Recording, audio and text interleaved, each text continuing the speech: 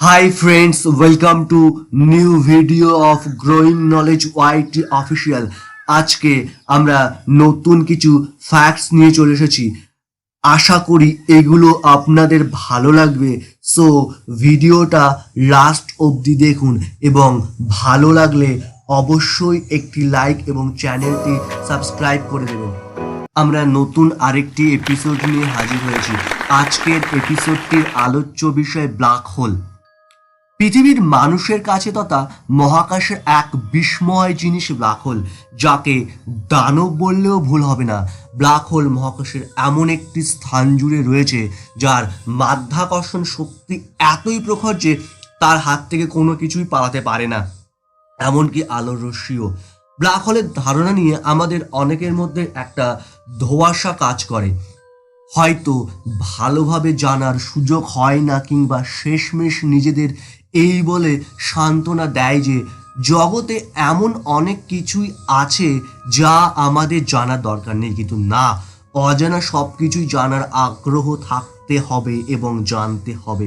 আসলেই তো কি এই ব্ল্যাক হোল? ব্ল্যাক হোলের রহস্যই বা কি? তবে আজকের এই ভিডিওটি দেখে জেনে নেওয়া যাক মহাবিশ্বের এই ব্ল্যাক হোলের রহস্য। ব্ল্যাক হোল কি? মহাবিশ্বের এমন কিছু তারকা বা নক্ষত্র আছে যারা এমন শক্তিশালী মহাকর্ষ বল তৈরি করে যে এটি তার কাছাকাছি চলে আসা যে কোনো বস্তুকে একেবারে টেনে নিয়ে যায়, হোক তা কোনো গ্রহ, ধূমকেতু বা স্পেসক্রাফট। তাই ব্ল্যাক হোল পদার্থবিজ্ঞানী জন হুইলার এর নাম দেন ব্ল্যাক হোল। এই তারকাদের অস্বাভাবিক আকার, ভর ও ঘনত্ব থাকে, আর এর জন্যই এইসব তারকা থেকে নির্গত আলো বাইরে আসতে পারে না। সহজ ভাষায় বলতে গেলে, যখন একটি তারার জীবনকাল শেষ হয়ে যায় সেই মুহূর্তে তার অভিকর্ষ শক্তি এতই প্রবল হয় যে আলো ওখান থেকে বের হতে পারে না। আর এই ঘটনা তখনই ঘটে যখন একটি তারকার জীবনকাল অর্থাৎ তার নির্দিষ্ট জ্বালানি শেষ হয়ে যায়। তারকাটি পরিণত হয় ব্ল্যাক হোলে। এভাবে একটি ব্ল্যাক হোলের সৃষ্টি হয়। এবার আমরা জানবো ব্ল্যাক হোল গবেষণার ইতিহাস সম্পর্কে। ব্ল্যাক হোল হলো বিপুল পরিমাণ ভর বিশিষ্ট কোনো বস্তু যার মহাকর্ষের প্রভাবে আলোক তরঙ্গ পর্যন্ত পালাতে পারে না। এ ধারণা সর্বপ্রথম প্রদান করেন ভূতত্ত্ববিদ জন মিচেল।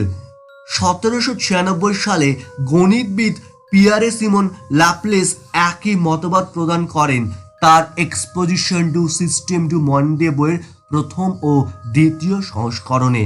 1916 সালে আইনস্টাইন তার জেনারেল রিলেটিভিটি তত্ত্ব দিয়ে ধারণা করেন ব্ল্যাক হোল থাকা সম্ভব। আর 1994 সালে এসে নভোচারীরা প্রমাণ করেন আসলেই ব্ল্যাক হোল আছে। এটি কোনো সায়েন্স ফিকশন নয়।